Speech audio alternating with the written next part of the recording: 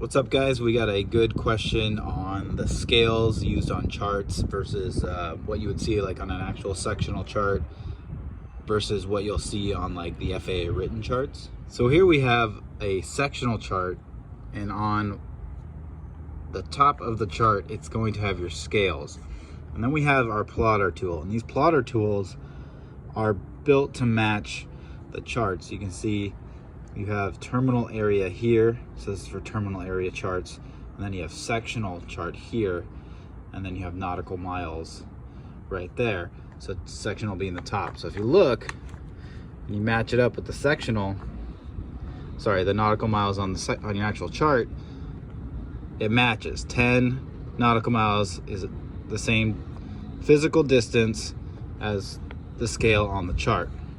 Now during the FAA written, you're going to get a booklet of the figures that they use on the FAA written. And so this booklet is going to have all the figures and diagrams in it.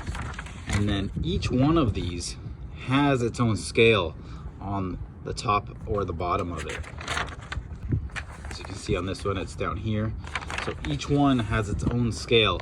And it's a good idea, you know, in anything in aviation, if something's there, it's probably there for a reason. So since there's a new scale, we have to see if our plotter tool, which we're going to be using when we take the FAA written, if it matches.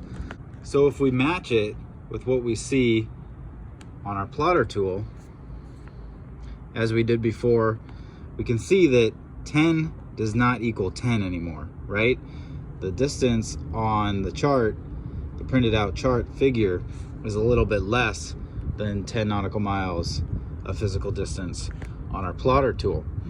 So what that means is we cannot just measure. So let's say we're measuring from point 2 to point 1 and we get 17 nautical miles on our plotter tool. We cannot use that value when answering an FAA written question because it's wrong. We have to use this scale.